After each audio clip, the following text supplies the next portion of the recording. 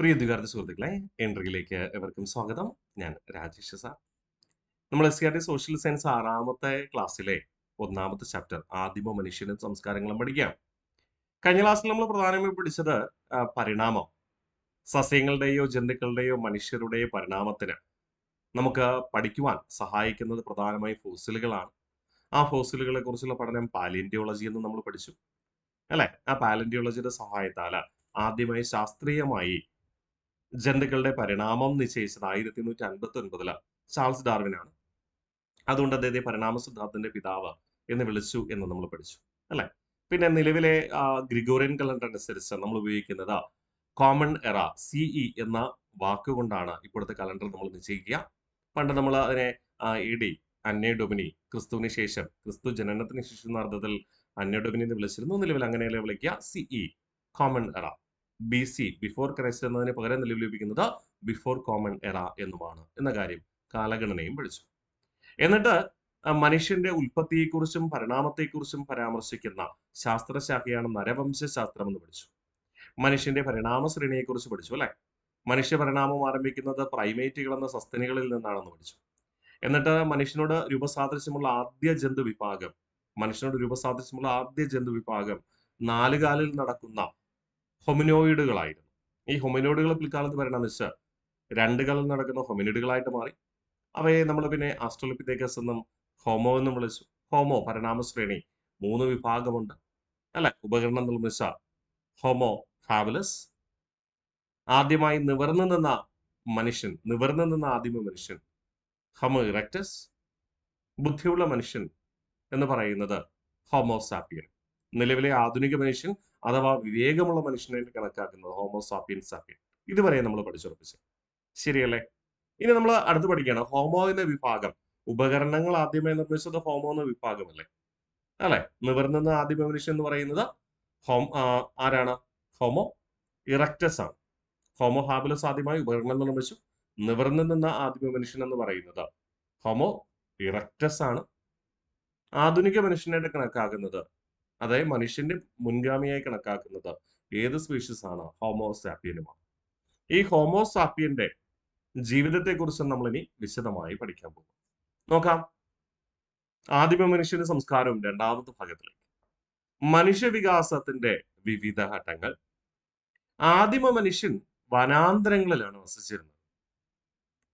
ഇതിനെ വേണമെങ്കിൽ ഞാൻ തിരിച്ചു പറയാം. നമ്മൾ കഴിഞ്ഞ ക്ലാസ്സിൽ പഠിച്ചിരുന്നു, നമ്മൾ ഇന്നത്തെ തലമുറയിലെ ബന്ധുക്കളെയൊക്കെ നമ്മൾ എടുത്ത് നോക്കിക്കഴിഞ്ഞിട്ട് മുൻഗാമികളിലേക്ക് നമ്മൾ തൊട്ട് മുമ്പിലത്തെ തലമുറകൾ പിന്നോട്ട് പോയാൽ അവിടെ ജനസംഖ്യയുടെ എണ്ണം വളരെ കുറഞ്ഞതായിട്ട് കാണാൻ പറ്റും. ശരിയല്ലേ. ജനസംഖ്യയുടെ എണ്ണം വളരെ കുറഞ്ഞതായിട്ട് കാണാൻ പറ്റും. അങ്ങനെ വളരെ മുൻപ് ഇപ്പോൾ ഒരു രാജ്യം, ഇന്ത്യ എന്ന് പറയുന്ന രാജ്യം എടുത്താൽ അവിടെ ആദ്യം മനുഷ്യവാസം ഉണ്ടായിരുന്നത് ചെറിയൊരു ഭൂപ്രദേശത്ത് മാത്രമാണ്. ഒത്തിരി ദശലക്ഷക്കണക്കിന് വർഷങ്ങൾ കഴിഞ്ഞപ്പോൾ, ഒത്തിരി തലമുറകൾ കഴിഞ്ഞപ്പോഴാണ് ജനസംഖ്യ വർദ്ധിക്കുന്നത്. ജനസംഖ്യ വർദ്ധിച്ചപ്പോൾ അവർക്ക് താമസിക്കുന്നതിന് വേണ്ടി അവർ കാട് വെട്ടിത്തെളിച്ച് വസിക്കുന്നതിന് വേണ്ടി ആവശ്യമായ വീടുകളും ഒക്കെ പണികഴിപ്പിച്ചു. കൃഷി ചെയ്യാൻ വേണ്ടി കാട് വെട്ടിത്തെളിച്ചു. മനസ്സിലായോ? പക്ഷെ വളരെ പണ്ടാണെങ്കിലോ കാട് ഉണ്ടായിരുന്നു. അതുകൊണ്ട് കാട്ടിലാണ് അവർ വസിച്ചിരുന്നത്. അവർക്ക് വേറെ ആധുനിക സമ്പ്രദായം ഒന്നും അറിയത്തില്ല. അതിന്റെ അർത്ഥം ജനങ്ങളുടെ എണ്ണം വളരെ വളരെ കുറവായിരുന്നു എന്നാണ്. ഈ വനാന്തരങ്ങളിൽ വസിച്ചിരുന്നവരെ നമ്മൾ എന്തെന്ന് വിളിക്കും? പ്രത്യേകിച്ച് അവർക്ക് പുരോഗതി എന്തെങ്കിലും ഉണ്ടോ? ഇല്ല. വനവാസികൾ അഥവാ ആദിമ നിവാസികൾ എന്ന് വിളിക്കുക. ഇന്ന് വനാന്തരങ്ങളിൽ ജീവിക്കുന്നവരുടെ പ്രത്യേകത നിങ്ങൾക്ക് അറിയാലോ. വനങ്ങളുമായി ബന്ധപ്പെട്ടാണ് അവർ ജീവിക്കുക. വനങ്ങളുമായി ബന്ധപ്പെട്ട ഉൽപ്പന്നം ഭക്ഷണമായി സ്വീകരിക്കുന്നു. വനവുമായി ബന്ധപ്പെട്ട വിഭവങ്ങൾ ശേഖരിച്ചാണ് അവർ വരുമാനം കണ്ടെത്തുക. ശരിയല്ലേ. അപ്പൊ ഇതേ രീതി തന്നെയാണ് ആദിമ മനുഷ്യരും ചെയ്തിരുന്നത്. വനങ്ങളിൽ നിന്ന് വിഭവങ്ങൾ ശേഖരിച്ച് അവരെ ഭക്ഷണമായി സ്വീകരിച്ചു. വനങ്ങളിൽ നിന്ന് വിഭവങ്ങൾ ശേഖരിച്ച് അവര് കൈമാറ്റം ചെയ്ത് അവരുടെ നിത്യജീവിതത്തിന് വേണ്ടിയുള്ള ആവശ്യങ്ങൾ എന്ത് ചെയ്തു? ലാഭിക്കുകയും ചെയ്തു. നോക്കാം. അപ്പൊ ആദിമ മനുഷ്യർ വനാന്തരങ്ങളിലാണ് ജീവിച്ചിരുന്നത്. ആ വനങ്ങളൊക്കെ ഇപ്പൊ എവിടെ പോയെന്ന് ചോദിച്ചാൽ ജനസംഖ്യാ വർധനവ് കാരണം വന നശീകരണം ഉണ്ടാവുകയും പിന്നീട് നഗരവൽക്കരണത്തിലേക്ക് കടക്കുകയും ചെയ്തു എന്ന് പറയാം. ഇന്ന് നമ്മൾ കാണുന്ന പല നഗരങ്ങളും ഒരുപക്ഷെ വളരെ പണ്ട് ആദിമ കാലഘട്ടത്ത് അതെന്തായിരിക്കാം? വനമേഖലയായിരിക്കാം. അതിൽ സംശയമൊന്നുമില്ല. മനസ്സിലായോ? അപ്പോ കായ്കനികൾ ശേഖരിച്ചും മൃഗങ്ങളെ വേട്ടയാടിയും ആ മൃഗങ്ങളുടെ മാംസം ഭക്ഷണമാക്കിയുമാണ് ആദിമജനത ജീവിച്ചിരുന്നത്. അവരുടെ ബാക്ക്ഗ്രൗണ്ട് മനസ്സിലാക്കാൻ വേണ്ടി നമ്മൾ ഇങ്ങനെ പറയുന്നത് കേട്ടോ. നമ്മൾ പണ്ട് കാലത്ത് സ്കൂളിൽ പോകാറുണ്ടല്ലേ? സ്കൂളിൽ പണ്ട് നടന്നു പോകുന്നവര്, സ്കൂൾ ബസ്സിലൊക്കെ പോകുന്നവരുണ്ട്.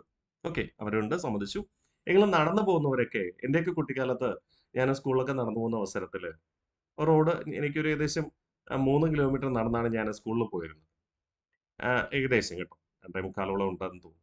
എനിവേ, അപ്പൊ നടന്നു പോകുമ്പോൾ ഏകദേശം ഒരു 3/4 മണിക്കൂർ, 1 മണിക്കൂറൊക്കെ നടന്നു പോകേണ്ടി വരും. റോഡ് സൈഡിൽ സ്വാഭാവികമായിട്ടും നിങ്ങളുടെ കുട്ടിക്കാലത്ത് നിങ്ങൾക്ക് ഓർമ്മയുണ്ടെങ്കിൽ സ്വാഭാവികമായിട്ടും മരങ്ങളുണ്ടാവും. പ്രത്യേകിച്ച് മാവൊക്കെ ഉണ്ടാവും. മാവ്, പറങ്കി മാവൊക്കെ ഉണ്ടാവും. ഞാൻ എന്ത് ചെയ്യും? ഞാനും എന്റെ കൂട്ടുകാരും ഒക്കെ എന്ത് ചെയ്യും? റോഡിൽ കിടന്ന കല്ലെടുത്ത് ആ മാവിലെറിഞ്ഞ് കൊള്ളിച്ച് മാങ്ങയൊക്കെ ചിലപ്പോൾ മാങ്ങ വീഴും. മാങ്ങ വീണെങ്കിൽ നമ്മൾ അതൊക്കെ എടുത്ത് കഴിക്കും. അല്ലേ? നമ്മൾ പലരും കുട്ടിക്കാലത്ത് ചെയ്തിട്ടുള്ളതായിരിക്കാം. അപ്പൊ നമ്മള് എന്താ ചെയ്യണേ? നമ്മുടെ കയ്യിൽ പ്രത്യേകിച്ച് സ്കൂളിൽ പോകുമ്പോ നമ്മൾ എന്ത് ചെയ്യും? മാങ്ങ പറിക്കണമെന്ന ലക്ഷ്യത്തോടാണ് പോകുന്നത്. അല്ല. അതുടനെ പ്രത്യേകിച്ച് ആയുധങ്ങളൊന്നും ഉണ്ടാവോ? ഇല്ല. അപ്പൊ എന്ത് ചെയ്യും? തറയിൽ കിടക്കുന്ന കല്ലായിരിക്കും എടുക്കുക. കല്ലിന് പ്രത്യേകിച്ച് ആഗ്രഹം എന്തെങ്കിലും നമ്മൾ നിശ്ചയിക്കുവോ? ഇല്ല. ഇല്ല അല്ലേ? പക്ഷെ കുറെ തവണ നമ്മൾ കല്ലെറിഞ്ഞിട്ട് വിടുന്നില്ല. പിന്നെ നമ്മൾ ഉന്നം നോക്കിയിട്ട് എറിയാൻ നോക്കും. ഉന്നം നോക്കി എറിയുമ്പോൾ എന്ത് ചെയ്യും? ആ അല്പം മൂർച്ചയുള്ള കല്ല് നോക്കി, അല്ലേ? നമ്മളിങ്ങനെ കല്ല് കറക്കി എറിയുമ്പോൾ കൃത്യമായിട്ട് ആ മാങ്ങയുടെ ഞെട്ടിൽ പതിക്കുന്ന രീതിയിൽ ഒക്കെ എറിഞ്ഞു തള്ളിയിടാനായിട്ട് ശ്രമിക്കും. ആദ്യം നമ്മൾ കയ്യിൽ കാണുന്ന കല്ലെടുത്ത് എറിയും. പിന്നീട് പോകുമ്പോൾ അനുസരിച്ച് അല്പം മിനുസമുള്ള ഒരു സൈഡ് കൂർത്തിരിക്കുന്ന അതുപോലുള്ള കല്ലുകളൊക്കെ എടുത്ത് എറിയാൻ നോക്കും. അല്ലേ? അത് ബൈ എക്സ്പീരിയൻസ്, കാലഗണന അനുസരിച്ച്. അതുപോലെ തന്നെയാണ് മനുഷ്യൻ. മനുഷ്യൻ ആദ്യ കാലഘട്ടത്ത് മൃഗങ്ങളെ വേട്ടയാടാൻ ഉപയോഗിച്ചിരുന്നത് തോന്നും കയ്യിൽ കിട്ടുന്ന എന്ത് ചെയ്തിരുന്നു ഉപയോഗിച്ചിരുന്നു. അത് ചിലപ്പോൾ കമ്പാകാം, ചിലപ്പോൾ കല്ലാകാം. കുറച്ച് ദിവസം കഴിഞ്ഞപ്പോൾ അവർക്ക് തോന്നി ഒരു കല്ലെറിഞ്ഞിട്ടും വേട്ടയാടാൻ കഴിയുന്നില്ല. മൃഗങ്ങള് പരിക്കേറ്റ് കഴിഞ്ഞാൽ ചിലപ്പോൾ എന്ത് ചെയ്യും? കൂടുതൽ ദൂരം ഓടില്ല. അവയെ നമുക്ക് എന്ത് ചെയ്യാം? പെട്ടെന്ന് വേട്ടയാടാം. അങ്ങനെയായപ്പോ ഇവരെന്ത് ചെയ്തു? ഈ ശിലകള് അല്ലെങ്കിൽ കല്ല് അല്ലെങ്കിൽ എന്ത് ചെയ്തു? കമ്പുകളൊക്കെ മൂർച്ച കൂട്ടാൻ തുടങ്ങി. മൂർച്ച കൂട്ടിയിട്ട് എറിയാൻ നോക്കി.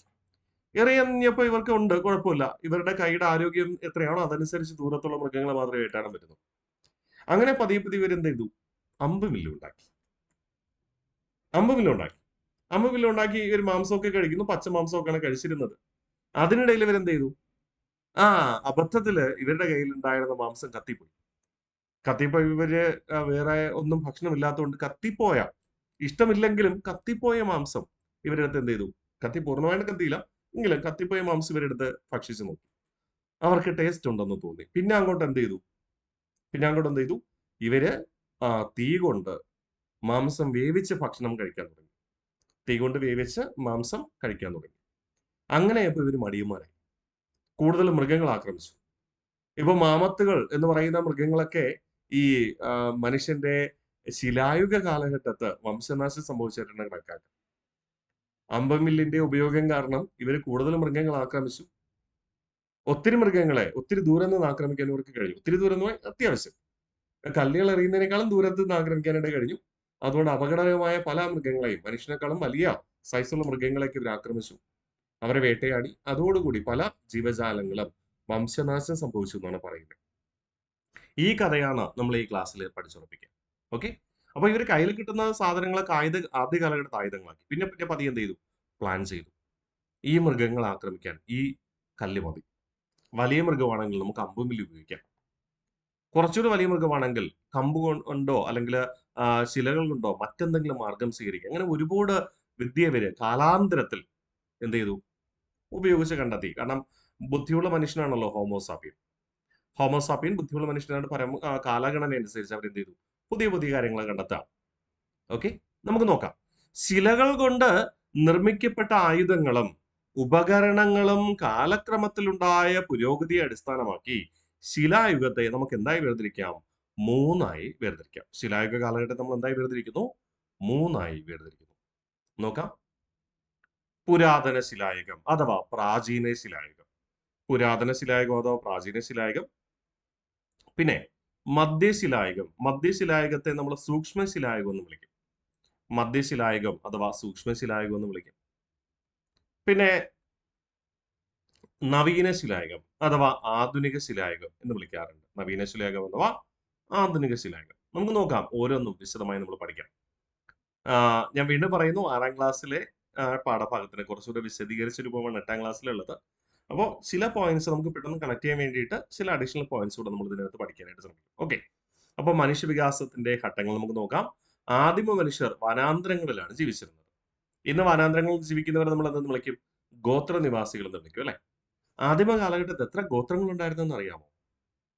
ആദിമ കാലഘട്ടത്തിൽ എത്ര ഗോത്രങ്ങൾ ഉണ്ടായിരുന്നു? 16 ഗോത്ര വിഭാഗങ്ങളാണ് ഉണ്ടായിരുന്നത്. 16 ഗോത്ര വിഭാഗങ്ങൾ. കേട്ടോ, 16 ഗോത്ര വിഭാഗങ്ങളാണ് ആദിമ കാലഘട്ടത്തിൽ ഉണ്ടായിരുന്നത്. ഉദാഹരണമായി പറഞ്ഞാല് നമ്മുടെ റെഡ് ഇന്ത്യൻസിനെ പറയാം, എക്സിമോകളെ പറയാം. എസ്കിമോള് കേട്ടിട്ടില്ലേ? ആ, ഗ്രീൻലാൻഡിലൊക്കെ ഉണ്ടായിരുന്ന, കാനഡയിൽ ഉണ്ടായിരുന്നത്, ഇഗ്ലൂവിൽ താമസിക്കുന്നവര്. ഈ ഗോത്ര വിഭാഗങ്ങളൊക്കെ പച്ചമാംസം കഴിക്കുന്നവരായിരുന്നു. ഗോത്ര വിഭാഗങ്ങൾ എന്ന് പറയുന്ന പച്ചമാംസം കഴിക്കുന്നവരായിരുന്നു. പിൽക്കാലത്ത് അവര് പുരോഗതി നേടിയപ്പോൾ, തീ കണ്ടെത്തിയപ്പോഴാണ് എന്ത് ചെയ്യുന്നത്? അവര് വേവിച്ച മാംസം കഴിച്ചു തുടങ്ങുന്നത് കേട്ടോ. അത് ജസ്റ്റ് പറഞ്ഞത് മാത്രം. ഇത്ര വിഭാഗങ്ങൾ ഉണ്ടായിരുന്ന 16 ഗോത്ര വിഭാഗങ്ങളാണ്. അതിനുദാഹരണമാണ് ആരൊക്കെ എന്ന് പറയാ? റെഡ് ഇന്ത്യൻസും എസ്കിമോളൊക്കെ. ഇപ്പൊ നിലവിലുള്ളതിൽ ഈ 2 ഗോത്ര വിഭാഗങ്ങളേ ഉള്ളൂ. ബാക്കിയുള്ളത് പരിണമിച്ച് എന്ത് ചെയ്തു? ആധുനിക മനുഷ്യനായി മാറി. ഓക്കെ, തിരിച്ചു വരാം. അപ്പോ ഈ വനാന്തരങ്ങളിൽ ജീവിച്ചിരുന്ന ജനങ്ങൾ എന്ത് ചെയ്തിരുന്നു?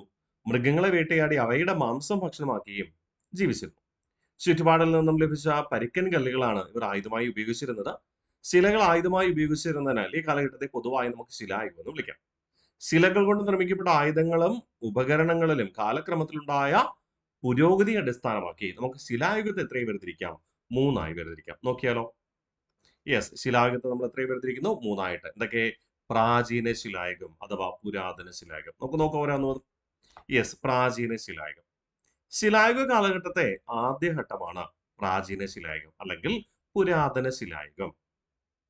പാലിയോലിത്തിക് ഏജ് എന്നാണ് ഇംഗ്ലീഷിൽ പറയുക. എനിവേ, പരുക്കൻ കല്ലുകളാണ് ആദ്യ കാലഘട്ടത്തിൽ ഉപയോഗിച്ചിരുന്നത്. പരുക്കൻ കല്ലുകളാണ് ഉപയോഗിച്ചിരുന്നത്. വനവിഭവങ്ങൾ ശേഖരിക്കലും വേട്ടയാടലും ഉപജീവന മാർഗമായി സ്വീകരിച്ചവരാണ്. എന്തൊക്കെ? വനവിഭവങ്ങൾ ശേഖരിക്കുകയും, കാരണം വനത്തിലല്ലേ ഇവർ താമസിക്കണേ, വനവിഭവ ശേഖരണവും വേട്ടയാടലുമാണ് ഇവരുടെ ഉപജീവന മാർഗം എന്ന് പറയുക. ഇവര് പ്രധാനമായും ചെയ്തിരുന്നത്, ഇവര് അങ്ങനെ സ്ഥിരമായി താമസിച്ചിട്ടില്ല കേട്ടോ. സ്ഥിരതാമസമില്ല. ഇവര് സഞ്ചരിച്ചുകൊണ്ടേയിരിക്കും. സഞ്ചരിക്കുന്ന സമയത്ത് ഏതെങ്കിലും മൃഗങ്ങളെ കണ്ടു കഴിഞ്ഞാൽ കല്ലുകൊണ്ട് എറിഞ്ഞ് എന്ത് ചെയ്യും? ആ മൃഗങ്ങളെ കൊന്ന് അവയുടെ മാംസം പച്ചയ്ക്ക് കഴിക്കും. പച്ച മാംസമാണ് കഴിച്ചിരുന്നത്. ഇനി മഴയോ എന്തെങ്കിലും വന്നു കഴിഞ്ഞാൽ, മഴയോ അതിശക്തമായോ കാറ്റോ ഒക്കെ വന്നു കഴിഞ്ഞാൽ ഇവര് താൽക്കാലികമായി ഇവിടെ വസിക്കും. താൽക്കാലികമായി ഗുഹകളിൽ വസിച്ചിരുന്നു. ഈ കാലഘട്ടത്തെ പ്രാചീന ശിലായുഗത്തിന്റെ ആദ്യ കാലഘട്ടമാണ് താൽക്കാലിക വാസം ഗുഹകളിലായിരുന്നു. ഗുഹകളില് താൽക്കാലിക വാസം ഗുഹകളിലായിരുന്നു. അത് മാത്രം ജസ്റ്റ് ഒന്ന് കണക്ട് ചെയ്ത് വെക്കണം. താൽക്കാലിക വാസം ഗുഹയിലായിരുന്നു. താൽക്കാലിക വാസം മാത്രം, സ്ഥിരമായി ഒരു ഇതിൽ താമസിച്ചിട്ടില്ല. അത് ഉറപ്പാണ് നിങ്ങൾ മനസ്സിലുണ്ടാകും. കാരണം സ്ഥിരതാമസം ആരംഭിക്കുന്നത് പിന്നീടാണ് കേട്ടോ. അതുകൊണ്ട് ഞാൻ എടുത്തു പറയുന്നേ, പ്രാചീന ശിലായുഗ കാലഘട്ടത്തിൽ മനുഷ്യൻ സഞ്ചരിച്ചുകൊണ്ടേയിരുന്നു. സഞ്ചരിക്കുമ്പോൾ മറ്റേതെങ്കിലും ഗോത്ര വിഭാഗം കണ്ടു കഴിഞ്ഞാൽ അവരെ ആക്രമിക്കും. മൃഗങ്ങളെ കണ്ടു കഴിഞ്ഞാൽ അവരെ ആക്രമിക്കും. കയ്യിൽ കിട്ടുന്ന എന്തും ആയുധമാണ്. അതായത് പരിക്കൻ കല്ലുകൾ, ഈ കമ്പുകളുണ്ടെങ്കിൽ കമ്പുകൾ, മൃഗങ്ങളുടെ എല്ലുണ്ടെങ്കിൽ, ഈ വേട്ടയാടി പിടിക്കുന്ന മൃഗങ്ങളുടെ മാംസം കഴിച്ചു കഴിഞ്ഞാൽ പിന്നെ എല്ലുണ്ടാവില്ലേ, ആ എല്ല് വരെ ആയുധങ്ങൾ ഉപയോഗിച്ചു. പിന്നെ മരക്കൊമ്പ്, മരത്തിന്റെ ശിഖരങ്ങൾ, എന്തും കയ്യിൽ എന്ത് കിട്ടിയോ അതെന്ത് ചെയ്തു? ഇവർ ആയുധമായി സ്വീകരിച്ചു. ക്ലിയർ ആണ്? അതാണ് പ്രാചീന ശിലായുഗം എന്ന് പറയുക. ഇനി അടുത്ത് പറയുന്നു മധ്യശിലായുഗം. ഇതിനെ എന്തെന്ന് വിളിക്കാറുണ്ട്? സൂക്ഷ്മശിലായുഗം എന്ന് വിളിക്കാറുണ്ട്. എന്തുകൊണ്ടാണ് സൂക്ഷ്മശിലായുഗം എന്ന് വിളിക്കുക? ഈ കല്ലുകൾ നോക്കി, ഏതാ ചിത്രത്തിൽ കാണുന്നത് പോലെ പരിക്കൻ കല്ലുകൾക്ക് പകരം ഇവര് കിട്ടിയ കല്ലുകള് സൂക്ഷ്മ ശിലായുഗം, അതായത് എന്താക്കി മാറ്റി? സൂക്ഷ്മങ്ങളാക്കി മാറ്റി. അതായത് ചെത്തിമിനുക്കി എന്നാണ്. ചെത്തിമിനുക്കി. ഓക്കെ, അപ്പൊ മറക്കരുത്, ഇമ്പോർട്ടന്റ് ആണ്. ശിലായുഗ കാലഘട്ടത്ത്, മധ്യശിലായുഗ കാലഘട്ടത്ത് അഥവാ സൂക്ഷ്മശിലായുഗ കാലഘട്ടത്ത് ഇവരെന്ത് ചെയ്തു? സൂക്ഷ്മങ്ങളായ ശിലാ ഉപകരണങ്ങൾ ഉപയോഗിച്ചു. അതായത് ശിലകളെ മിനുസപ്പെടുത്തി ഉപയോഗിച്ചു എന്നർത്ഥം. ശിലകളെ മിനുസപ്പെടുത്തി ഉപയോഗിച്ചു. ഈ മധ്യശിലായുഗ കാലഘട്ടത്തായിരുന്നു യഥാർത്ഥത്തിൽ തീയുടെ കണ്ടുപിടുത്തം. മധ്യശിലായുഗ കാലഘട്ടത്താണ് എന്ത് ചെയ്തത്? തീയുടെ കണ്ടുപിടുത്തം ആരംഭിച്ചത്. അതുകൊണ്ട് ഇവരെന്ത് ചെയ്തു? വേവിച്ച മാംസം ഉപയോഗിച്ചു തുടങ്ങി. പ്രാചീന ശിലായുഗത്ത് പച്ചമാംസമാണ് കഴിച്ചിരുന്നത്. മധ്യശിലായുഗ കാലഘട്ടത്ത് എന്ത് കണ്ടെത്തി? തീ കണ്ടെത്തി. തീ കണ്ടെത്തിയപ്പോ തീ കണ്ടെത്തിയത് കൊണ്ട് അവരെന്ത് ചെയ്തു? വേവിച്ച മാംസം ഉപയോഗിച്ചു തുടങ്ങി. വേവിച്ച മാംസം ഉപയോഗിച്ചു തുടങ്ങിയപ്പോൾ ഇവർക്ക് ടേസ്റ്റ് കൂടുതലായി. അതുകൊണ്ട് തന്നെ ഇവർ കൂടുതൽ മൃഗങ്ങളെ ആക്രമിക്കാൻ ആരംഭിച്ചു. അങ്ങനെ കൂടുതൽ മൃഗങ്ങളെ ആക്രമിച്ചപ്പോൾ ഇവരെന്ത് ചെയ്തു? കൂടുതൽ മൃഗങ്ങൾ അവിടെ കൊല്ലപ്പെട്ടു. ഈ കാലഘട്ടത്താണ് ഇവര് സൂക്ഷ്മങ്ങളായ ഉപകരണങ്ങൾ ഉപയോഗിച്ച്, ഇതിന്റെ അവസാന കാലഘട്ടത്താണ് അമ്പും വില്ലും ഉപയോഗിക്കുക. സൂക്ഷ്മങ്ങളായ ചില ഉപകരണങ്ങൾ ഉപയോഗിച്ച്, കൂടാതെ അമ്പും വില്ലും ഉപയോഗിച്ചു. അമ്പും വില്ലും ഉപയോഗിച്ചതും ഏത് കാലഘട്ടത്താണ്? ഈ മധ്യശിലായുഗ കാലഘട്ടത്താണ്. അതോടുകൂടി എന്ത് സംഭവിച്ചു? വേട്ടയാടൽ വ്യാപകമായി, ഒട്ടനവധി ജീവജാലങ്ങൾ കൊല്ലപ്പെട്ടു. ഇക്കാലയളവിലാണ് ആനയുടെ രൂപവും എന്താണ് വളഞ്ഞ വലിയ കൊമ്പുള്ള മാമത്ത് എന്ന് പറയുന്ന ഒരു ജീവി വിഭാഗം ഉണ്ടായിരുന്നു അമേരിക്ക. മാമത്ത്. ഈ മാമത്ത് നിങ്ങൾ കേട്ടിട്ടുണ്ടാവും. മാമത്ത് എന്ന ജീവി വിഭാഗം വംശനാശം സംഭവിച്ചത് മധ്യശിലായുഗ കാലഘട്ടത്താണെന്ന് കണക്കാക്കുന്നു. മാമത്ത് എന്ന ആനയുടെ രൂപവും നീളം കൂടിയ വളഞ്ഞ കൊമ്പുകളും, വലിയ ചെവിയാണ്, നീളം കൂടിയ വളഞ്ഞ കൊമ്പുമാണ്, ഈ ആനയ്ക്ക് സമാനമായ രൂപമാണ്, നിങ്ങൾക്കൊക്കെ അറിയാം. ആ മാമത്തിന് വംശനാശം സംഭവിച്ചത് മധ്യശിലായുഗ കാലഘട്ടത്താണ് കണക്കാക്കുക കേട്ടോ. അങ്ങനെ കൂടുതൽ മൃഗങ്ങളെ ഇവർ ആക്രമിച്ചപ്പോ മൃഗത്തോലും മരത്തോലും ഇലകളും ഇവരെന്തായിട്ട് സ്വീകരിച്ചു? വസ്ത്രങ്ങളായി സ്വീകരിച്ചു. ഓക്കെ, മറക്കില്ലല്ലോ. ഓക്കെ, മൃഗത്തോലും മരത്തോലും ഇലകളും ഇവര് വസ്ത്രങ്ങളായി സ്വീകരിച്ചു. ഇത് കൂടാതെ ആദ്യമായി ഇവര് മൃഗങ്ങളെ ഇണക്കി വളർത്തിയതും ഈ മധ്യശിലായുഗ കാലഘട്ടത്തിൽ. മൃഗങ്ങളെ ഇണക്കി വളർത്തിയതും മധ്യശിലായുഗ കാലഘട്ടത്താണ് കണക്കാക്കുന്നത്. ഇത് 8ാം ക്ലാസ്സിൽ പഠിക്കേണ്ട പോയിന്റ് ആണ് കേട്ടോ. അപ്പൊ ഓർമ്മിക്കുക, മധ്യശിലായുഗം സൂക്ഷ്മങ്ങളായ ശിലായു ഉപകരണങ്ങൾ ഉപയോഗിച്ച്, കൂടാതെ അമ്പുമിലി ഉപയോഗിച്ചു, തീ കണ്ടെത്തി. ഭക്ഷ്യയോഗ്യമായ പുല്ലിനങ്ങളും മത്സ്യവും ഭക്ഷണമാക്കി. മൃഗത്തോലും മരത്തോലും ഇലകളും വസ്ത്രങ്ങളായി സ്വീകരിച്ചു. ഇക്കാലഘട്ടത്ത് വേട്ടയാടൽ വ്യാപകമായപ്പോൾ വംശനാശം സംഭവിച്ച ഒരുപാട് ജീവജാലങ്ങളുണ്ട്. അതിന് ഉദാഹരണമാണ് മാമത്ത് എന്ന വംശനാശം സംഭവിച്ച ജീവി. ഈ മധ്യശിലായുഗ കാലഘട്ടത്ത് അഥവാ സൂക്ഷ്മ ശിലായുധങ്ങൾ ഉപയോഗിച്ച കാലഘട്ടമായതുകൊണ്ട് ഇതിനെ സൂക്ഷ്മ ശിലായുഗം എന്നും വിളിക്കും. ഈ സൂക്ഷ്മ ശിലായുധ കാലഘട്ടത്താണ് മൃഗങ്ങൾ ആദ്യമായി മനുഷ്യരെ ഇണക്കി വളർത്താൻ ആരംഭിച്ചത്. ക്ലിയർ ആണേ? അടുത്ത് പറയുന്നു നവീന ശിലായുഗം അഥവാ നമ്മൾ അതിനെ എന്തെന്ന് വിളിക്കും? ആധുനിക ശിലായുഗം എന്ന് വിളിക്കും. കൂടുതൽ പരിഷ്കരിക്കപ്പെട്ടതും മിനുസമുള്ളതുമായ കല്ലുപകരണങ്ങൾ ഉപയോഗിച്ചു. അതായത് ഇന്നത്തെ കോടാലി പോലെ അല്ലെ, കോടാലി, പിക്കോസ്, മൺവെട്ടി തുടങ്ങിയ രീതിയിലുള്ള ഉപകരണങ്ങൾ. നിങ്ങൾ ചിത്രം നോക്കി. നവീന ശിലായുഗം കൂടുതൽ പരിഷ്കരിക്കപ്പെട്ടതും മിനുസമുള്ളതുമായ കല്ലുപകരണങ്ങൾ ഉപയോഗിച്ചു. ഈ നവീന ശിലായുഗ കാലഘട്ടത്താണ് കൃഷി ആരംഭിക്കുക. ചക്രം കണ്ടുപിടിക്കുകയും മൺപാത്ര നിർമ്മാണം ആരംഭിക്കുകയും ചെയ്തത്. ചക്രം കണ്ടുപിടിക്കുകയും മൺപാത്ര നിർമ്മാണം ആരംഭിക്കുകയും ചെയ്തതും നവീന ശിലായുഗ കാലഘട്ടത്തിലാണ്. ഓക്കെ, ഇവര് പ്രധാനമായും ചെയ്തിരുന്നത് കിഴങ്ങ് വർഗ്ഗങ്ങളും ചണവും ബാർലിയൊക്കെയാണ് ചെയ്തിരുന്നത്. ലോകത്ത് മൊത്തത്തിൽ നോക്കുകയും കിഴങ്ങ് വർഗ്ഗങ്ങളാണ് ഈ കൃഷിയായിട്ട് ഇവർ ചെയ്തിരുന്നത് കേട്ടോ. അപ്പൊ ഓർമ്മിക്കുക, ചക്രം കണ്ടുപിടിക്കുകയും മൺപാത്ര നിർമ്മാണം ആരംഭിക്കുകയും ചെയ്തത് നവീന ശിലായുഗ കാലഘട്ടത്താണ്. അപ്പൊ കൂടുതൽ പരിഷ്കരിക്കപ്പെട്ടതും മിനുസമുള്ളതുമായ കല്ലുപകരണങ്ങൾ ഉപയോഗിച്ചത് നവീന ശിലായുഗ കാലഘട്ടത്താണ്. കൃഷി ആരംഭിച്ചത് നവീന ശിലായുഗ കാലഘട്ടത്താണ്. ചക്രം കണ്ടുപിടിക്കുകയും മൺപാത്ര നിർമ്മാണം ആരംഭിക്കുകയും ചെയ്തത് നവീന ശിലായുഗത്ത് തന്നെയാണ്. ഓക്കെ അല്ലേ? യെസ്, നമുക്ക് മഴു ഉപയോഗിച്ചെന്ന് പറയാം.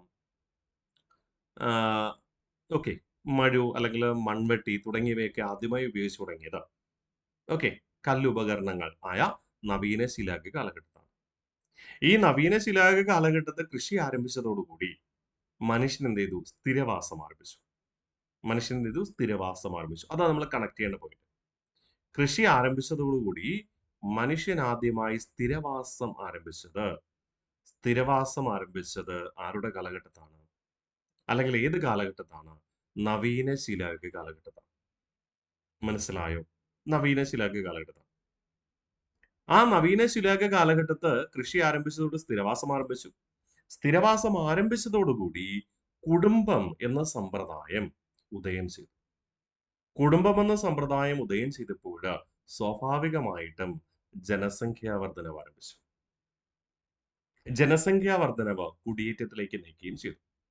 അപ്പോ കൃഷി ആരംഭിച്ചത് സ്ഥിരവാസത്തിന് കാരണമായി. സ്ഥിരവാസം ആരംഭിച്ചതിനെ തുടർന്ന് എന്ത് ചെയ്തു? ജനസംഖ്യാ വർധന ഉണ്ടായി. ജനസംഖ്യാ വർധനവിനെ തുടർന്ന് എന്തുണ്ടായി? കുടിയേറ്റം ആരംഭിച്ചു. ഇതാണ് ആ ഒരു കാലഗണന എന്ന് പറയുന്നത്. അപ്പൊ നവീന ശിലായുഗ കാലഘട്ടത്ത് കൃഷി ആരംഭിച്ചു. അതോടുകൂടി കൃഷിയെ സംരക്ഷിക്കുന്നതിന് വേണ്ടി മനുഷ്യൻ സ്ഥിരവാസം ആരംഭിച്ചു. സ്ഥിരവാസം ജനസംഖ്യാ വർധനവിലേക്കും ആ ജനസംഖ്യാ വർധനവ് കുടിയേറ്റത്തിലേക്ക് നയിച്ചു എന്നതാണ് അർത്ഥം. ഈ നവീന ശിലായുഗത്തെ കുറിച്ച് തെളിവ് ലഭിച്ചിട്ടുള്ള കേരളത്തിലെ ഭൂപ്രദേശം നിങ്ങൾക്കറിയാം. നിങ്ങൾ കേരള ജോഗ്രഫി പഠിക്കുമ്പോഴൊക്കെ സ്ഥിരം പഠിക്കുന്നതാണ്. കേരളത്തിലെ നവീന ശിലായുഗ കേന്ദ്രം എന്ന് പറയുന്നത്, കേരളത്തിലെ നവീന ശിലായുഗ കേന്ദ്രം ഏതാണടാ? ഇടയ്ക്കൽ ഗുഹയാണ് അല്ലെ? കേരളത്തിലെ നവീന ശിലായുഗ കേന്ദ്രം ഇടയ്ക്കൽ ഗുഹയാണ്. PS സ്ഥിരം ചോദിക്കുന്ന ചോദ്യമാണ്. ഈ ഇടയ്ക്കൽ ഗുഹ കണ്ടെത്തിയത് 1892 ബ്രിട്ടീഷ് പോലീസ് ഉദ്യോഗസ്ഥനായ ഫ്രെഡ് ഫാസറ്റ് ആയിരുന്നു. ആണോ? ഫ്രെഡ് ഫാസറ്റ് അല്ലെ? ഫ്രെഡ് ഫാസറ്റ് എന്ന ബ്രിട്ടീഷ് പോലീസ് ഉദ്യോഗസ്ഥനാണ് എന്ത് കണ്ടെത്തുക? ഇടയ്ക്കൽ ഗുഹ കണ്ടെത്തുക 1892. ഈ ഇടയ്ക്കൽ ഗുഹ എവിടെയാണ് സ്ഥിതി ചെയ്യുന്നത്? വയനാട് ജില്ലയിലെ അമ്പുകുത്തി മലയിലാണ് അല്ലെ? നിങ്ങൾക്കറിയാം. യെസ്, മറക്കരുത്. അപ്പോൾ നവീന ശിലായുഗത്തെ കുറിച്ച്, കേരളത്തിലെ നവീന ശിലായുഗത്തെ കുറിച്ച് തെളിവ് ലഭിച്ച ഭൂപ്രദേശം ഏതാ? ഇടയ്ക്കൽ ഗുഹയാണ്. 1892 കണ്ടെത്തിയത് ബ്രിട്ടീഷ് പോലീസ് ഉദ്യോഗസ്ഥനായ ഫ്രെഡ് ഫാസറ്റ്. സിമ്പിൾ അല്ലേ? ഒന്നുകൂടെ നമുക്ക് റിവിഷൻ ചെയ്ത് ഉറപ്പിച്ചാലോ? വളരെ പെട്ടെന്ന് നമ്മൾ പഠിച്ച കാര്യങ്ങളാ. യെസ്, മനുഷ്യവികാസത്തിന്റെ വിവിധ ഘട്ടങ്ങൾ ശിലായുഗ കാലഘട്ടത്തിൽ 3ആയി വേർതിരിച്ചു. പ്രാചീന ശിലായുഗം, മധ്യശിലായുഗം, നവീന ശിലായുഗം. പ്രാചീന ശിലായുഗം ശിലായുഗ കാലഘട്ടത്തെ ആദ്യഘട്ടമാണ്. ഇവര് സഞ്ചരിച്ചുകൊണ്ടിരിക്കുമ്പോൾ മൃഗങ്ങളെ കാണുമ്പോൾ ആക്രമിക്കും. മറ്റു ഗോത്ര വിഭാഗത്തെ കണ്ടാൽ ഇവർ ആ ജനവിഭാഗങ്ങളെ ആക്രമിച്ചിരുന്നു. താൽക്കാലിക വാസം ഗുഹകളിലായിരുന്നു. പരിക്കൻ കല്ലുകൾ ഉപകരണങ്ങളാക്കി മാറ്റി. വനവിഭവങ്ങൾ ശേഖരിക്കലും വേട്ടയാടലും ഉപജീവനമാക്കി മുന്നോട്ട് പോയി. മധ്യശിലായുഗം സൂക്ഷ്മശില ഉപകരണങ്ങൾ ഉപയോഗിച്ചു. അമ്പുമില്ല് ഉപയോഗിച്ചു തീ കണ്ടെത്തി. ഭക്ഷ്യയോഗ്യമായ പുല്ലിനങ്ങളും മത്സ്യവും ഭക്ഷണമാക്കി. മൃഗത്തോലും മരത്തോലും ഇലകളും വസ്ത്രങ്ങളാക്കി മാറ്റി. വേട്ടയാടൽ വ്യാപകമായി. അതോടുകൂടി എന്ത് സംഭവിച്ചു? മാമത്ത് എന്ന മൃഗം വംശനാശം സംഭവിച്ചു.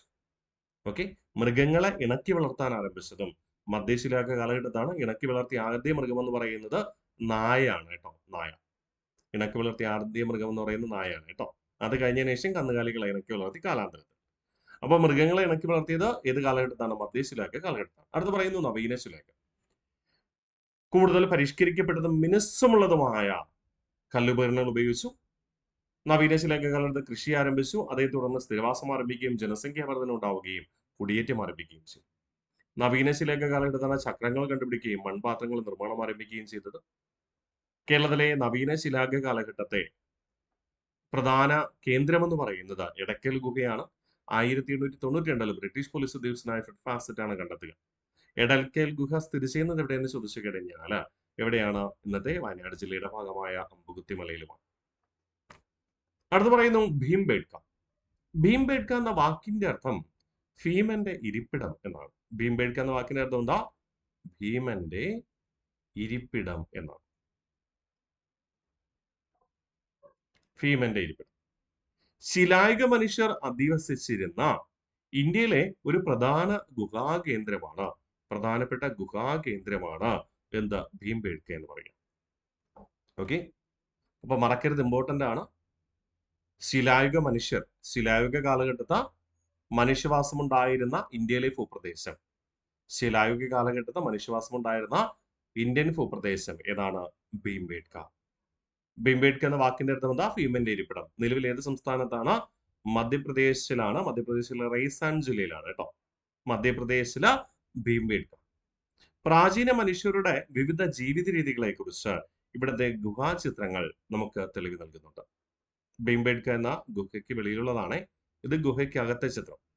ഗുഹകളിൽ പ്രധാനമായിട്ട് ഇവർ താൽക്കാലികമായി താമസിക്കുമ്പോൾ ഇവർക്ക് ആശയവിനിമയം നടത്താൻ ലിപികളൊന്നുമില്ല.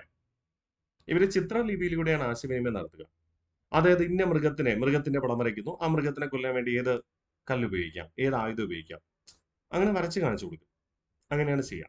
അതുകൊണ്ട് തന്നെ പ്രാചീന നാഗരികത ശിലായുഗ കാലഘട്ടത്തിൽ പ്രധാനമായും ചിത്രങ്ങളിലൂടെയാണ് ഇവർ ആശയവിനിമയം നടത്തിയിരുന്നത്.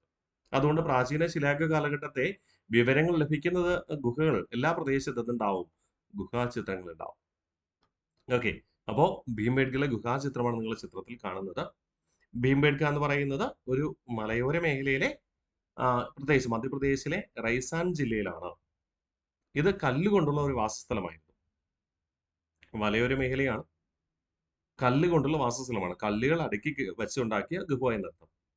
കല്ലുകൊണ്ടുള്ള വാസസ്ഥലമാണ്. ഇന്ത്യയിലെ മനുഷ്യവാസത്തിന് തെളിവ് ലഭിച്ച ആദ്യ പ്രദേശം, ഇന്ത്യയിലെ മനുഷ്യവാസത്തിന് തെളിവ് ലഭിച്ച ആദ്യ ഭൂപ്രദേശം എന്ന് പറയുന്നത് ഈ ഭീംബേഡ്ക. ഈ ഭീംബേഡ്ക കൂടാതെ മനുഷ്യവാസത്തിന് തെളിവ് ലഭിച്ച ആദ്യ പ്രദേശങ്ങളാണ് നർമ്മദ നദീതീരം, നർമ്മദ നദീതീരം, പിന്നെ നമ്മുടെ കുർണൂൽ കുന്നുകൾ, കുർണൂൽ കുന്നുകൾ കേട്ടോ. ശിലായുഗ കാലഘട്ടത്തെ മനുഷ്യവാസത്തിന് തെളിവ് ലഭിച്ച ഇന്ത്യയിലെ പ്രധാന ഭൂപ്രദേശം എന്ന് പറയുന്നത് മധ്യപ്രദേശിലെ ഭീംബേഡ്കയാണ്. കൂടാതെ നർമ്മദ നദീതീരം, കുർണൂൽ കുന്നുകൾ.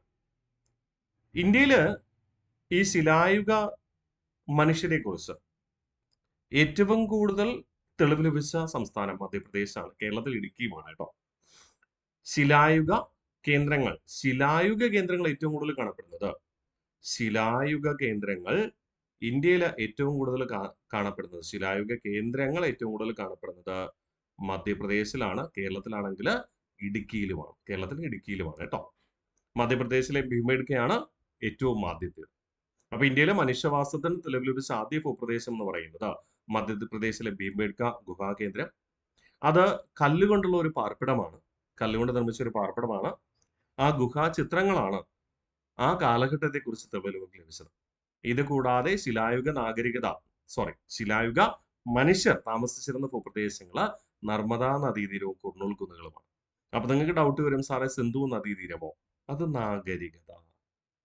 ഇന്ത്യയിലെ ശിലായുഗ സംസ്കാരത്തെ കുറിച്ച് ആദ്യമേ തെളിവ് ലഭിച്ചതാണ് ഈ 3 സ്ഥലങ്ങൾ: ഭീംബേഡ്ക, നർമ്മദാ നദീരം, കുർണൂൽ കുന്നുകൾ. എന്നാൽ ഇന്ത്യയിലെ ആദ്യത്തെ നഗരവൽക്കരണത്തിന് തെളിവ് ലഭിച്ച ഭൂപ്രദേശം ഹാരപ്പ. അതിനെയാണ് നമ്മൾ സിന്ധു നദീതട സംസ്കാരം എന്ന് വിളിക്കുക. അത് നാഗരികതയെക്കുറിച്ച് തെളിവ് ലഭിച്ചതാണ്. ഇത് മനുഷ്യവാസത്തെക്കുറിച്ച്. മനുഷ്യവാസം കഴിഞ്ഞ് എത്രയോ ദശലക്ഷക്കണക്കിന് വർഷങ്ങൾക്ക് ശേഷമാണ് എന്താ ആരംഭിക്കുക? നാഗരികത ആരംഭിക്കുക. സംശയം ഉണ്ടാവരുതേ, അതുകൊണ്ട് ഞാൻ എടുത്തു പറയാം. നാഗരികതകൾ തുടർന്ന് ഈ ക്ലാസ്സിൽ, ഈ ചാപ്റ്ററിൽ തന്നെ പഠിക്കാനുണ്ട്. കൃഷിയുടെ ആരംഭവും സ്ഥിരവാസവും. ഞാൻ പറഞ്ഞു, നവീന ശിലായുഗ കാലഘട്ടത്തിൽ കൃഷി ആരംഭിച്ചു. ആ കൃഷിയുടെ തുടർച്ചയായിരുന്നു എന്താ? സ്ഥിരവാസം എന്ന് പറഞ്ഞു അല്ലെ. കൃഷിയുടെ ആരംഭം നവീന ശിലായുഗത്തിലാണെന്ന് നമ്മൾ കണ്ടു അല്ലെ. കൃഷി ചെയ്യാൻ ആരംഭിച്ച മനുഷ്യർക്ക് കൃഷിയിടങ്ങൾക്ക് സമീപത്തായി സ്ഥിരവാസം അനിവാര്യമായി വന്നു. അപ്പൊ മനുഷ്യൻ സ്ഥിരവാസം ആരംഭിച്ചത് ഏത് കാലഘട്ടത്താണ്? നവീന ശിലായുഗ കാലഘട്ടത്താണ്. എന്തിനുണ്ടാ? കൃഷി ചെയ്യുമ്പോൾ അതിനെ സംരക്ഷിക്കേണ്ടി വരും അല്ലെ. കൃഷി പരിപാലിക്കുവാനും കൃഷിയിടങ്ങളെ വന്യജീവികളിൽ നിന്ന് സംരക്ഷിക്കുവാനും മൃഗപരിപാലനത്തിനുമായി അവർക്ക് കൃഷിയിടങ്ങൾക്ക് സമീപത്തായി സ്ഥിരവാസം ഉറപ്പിച്ചു. അപ്പൊ കൃഷി ആരംഭിച്ചത് സ്ഥിരവാസത്തിന് കാരണമായി എന്നും ആ സ്ഥിരവാസം എന്തിനു കാരണമായി? ജനസംഖ്യാ വർധനവിന് കാരണമായെന്നും ആ ജനസംഖ്യാ വർധനവ് കുടിയേറ്റത്തിലേക്ക് നയിച്ചെന്ന് ഞാൻ പറഞ്ഞു. ശരിയാണേ? പറഞ്ഞ കാര്യം നമ്മളിവിടെ സ്ലൈഡിൽ കണ്ടു, അത്രമാണ്. സ്ഥിരവാസവും മാറ്റങ്ങളും. വാസസ്ഥലങ്ങൾ അവർ നിർമ്മിച്ചു തുടങ്ങി.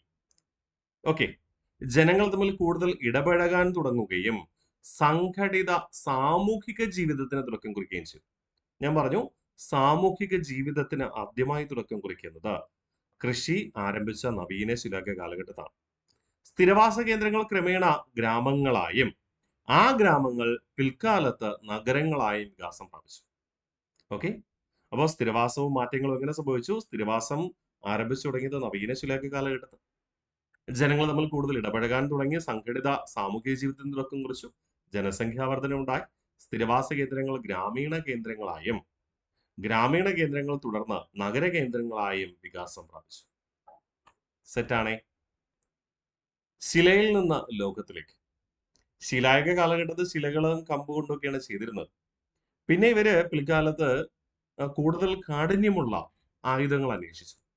കാരണം ശിലകൾ ഒരു പരിധിവരെ കൂടുതൽ നമ്മൾ പ്രയത്നിച്ചു കഴിഞ്ഞാൽ പൊട്ടിപ്പോകും അല്ലെ.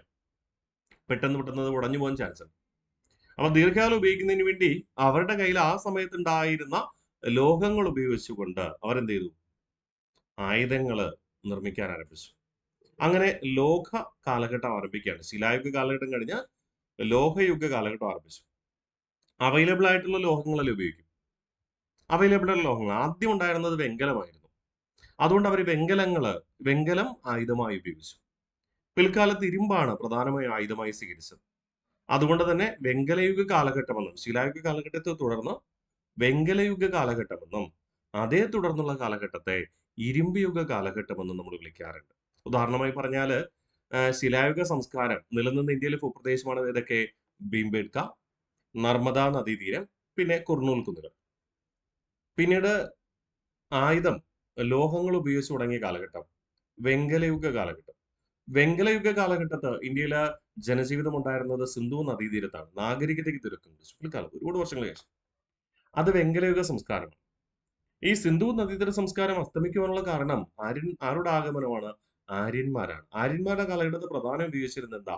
ഇരുമ്പ് ലോഹം ഉപയോഗിച്ചുള്ള ആയുധങ്ങളായിരുന്നു. അതുകൊണ്ട് ആര്യന്മാരുടെ കാലഘട്ടം, വേദ കാലഘട്ടം, നമ്മൾ ഇരുമ്പുയുഗ കാലഘട്ടം എന്ന് വിളിക്കുക. ഓക്കെ, ഇരുമ്പുയുഗ കാലഘട്ടം എന്നാണ് വിളിക്കുക. അപ്പോൾ നമ്മൾ ഇനി പഠിക്കേണ്ടത് വെങ്കലയുഗ കാലഘട്ടമാണ്. വെങ്കലയുഗ സംസ്കാരങ്ങൾ, നാഗരികതയെ കുറിച്ചാണ്. അത് കഴിഞ്ഞതിന് ശേഷം നമ്മൾ എന്തിനെ കുറിച്ച് പഠിക്കും? ഇരുമ്പുയുഗ കാലഘട്ടത്തെ കുറിച്ച്. ചെമ്പായിരുന്നു മനുഷ്യൻ ആദ്യം ഉപയോഗിച്ച ലോഹം. ലോഹങ്ങൾ കൊണ്ട് ആയുധങ്ങളും ഉപകരണങ്ങളും നിർമ്മിച്ചുപയോഗിച്ച കാലഘട്ടത്തെ നമുക്ക് എന്തെന്ന് വിളിക്കാം? ലോഹയുഗം എന്ന് വിളിക്കാം. മണ്ണ് ഉഴുതു മറിക്കുവാനും മരങ്ങൾ മുറിക്കുവാനും ഒക്കെയുള്ള കാഠിന്യവും ഉറപ്പും ചെമ്പിന് കുറവായതിനാൽ എന്ത് ചെയ്തു? ചെമ്പും ഈയവും കൂട്ടിച്ചേർത്ത് കാഠിന്യവും ഉറപ്പുമുള്ള വെങ്കലം എന്ന ലോഹസങ്കരം നിർമ്മിച്ചു. വെങ്കലം കൊണ്ടുള്ള ആയുധങ്ങളും ഉപകരണങ്ങളും ഉപയോഗിച്ച കാലഘട്ടമാണ് നമ്മൾ എന്ത് വിളിക്കുക? വെങ്കലയുഗം. അപ്പൊ PSC ചോദിക്കുന്ന പ്രധാന ചോദ്യങ്ങൾ: മനുഷ്യൻ ആദ്യമായി ഉപയോഗിച്ച ലോഹം ഏത്? ചെമ്പ്, നമ്മൾ പഠിച്ചു. ആദ്യം ഉപയോഗിച്ച ലോഹ സങ്കരം ഏത്? വെങ്കലം. ക്ലിയർ ആണേ? അപ്പൊ മനുഷ്യൻ ആദ്യമായി ഉപയോഗിച്ച ലോഹം ചെമ്പായിരുന്നു. ആദ്യമായി ഉപയോഗിച്ച ലോഹ സങ്കരം ഏതെന്ന് ചോദിച്ചാൽ വെങ്കലമാണ്. വെങ്കലം എന്തൊക്കെ ചേർത്തതാണ്? ചെമ്പും ഈയവും ചേർത്തത്.